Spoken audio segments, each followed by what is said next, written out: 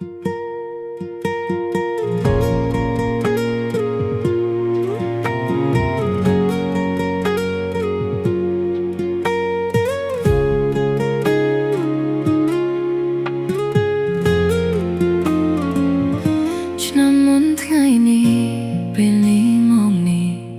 ងនៅទីនេះ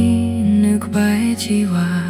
ហេតុអ្វីឆ្នាំនេះបាត់ម្ចាស់បាត់ផ្កាស្ងាត់សូនឈឹងតើបងលឺអូនស្រែកសួររកបងទេបើសិនបងលឺឆ្លើយប្រាប់អូនផងអ្នកស្នេហ៍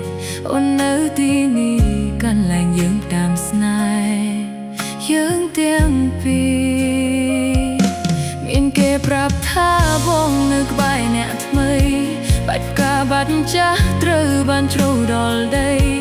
អូនលឺពាក្យនោះគ្មានពាក្យអ្វីត្រូវស្ដីបានត្រឹមហួចចិត្តនឹងរូបថ្លៃកាលពីម្សិលមិញបងបានប្រាប់អូនថានឹងនៅក្បែរអូនថ្ងៃយើងតាមស្នេហាទៅកន្លែងចាស់ដែលយើងធ្លាប់ស្គាល់គ្នាតែពេលនេះបងបែរជានៅក្បែរគេទុកឲ្យអូនឯកា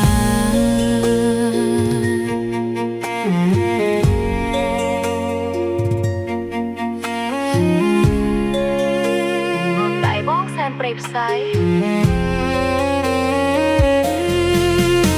គ្រាន់តែលឺពីបងប្រាប់ភ្លាមទឹកភ្នែកមួយតំណក់ក៏ធ្លាក់ដល់ដីគ្រាន់តែលឺពីបងប្រាប់ភ្លាមអូនស្ទើរគួរឈាមបែរតែពេលទាំងថ្ងៃតើបេះដូងបងសាំងពីអ្វីហេតុអ្វីបងសែនព្រីផ្សៃស្រវាចាប់យកការថ្មីបោះចោលការអូនឆ្នាំនេះអត់ន័យ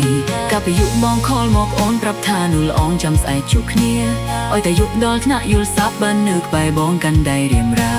តែឥឡូវបងនៅក្បែរគេផ្កាស្នេហ៍សួរលោកកូនចាស់វាចឹងតាស្ទើរតែមិនជឿប្រាប់ថាពេលនេះរៀមរាបងមានប្រៃហាបងនៅក្បែរអ្នកថ្មីបាច់ផ្កាបាត់ចាស់ត្រូវបានជ្រៅដល់ដីអូនលឺពាក្យនោះគ្មានពាក្យអ្វីត្រូវស្ដីបានត្រឹមហួចចិត្តនឹងរូបថ្លៃកាលពីម្សិលមិញបងបានប្រាប់អូនថា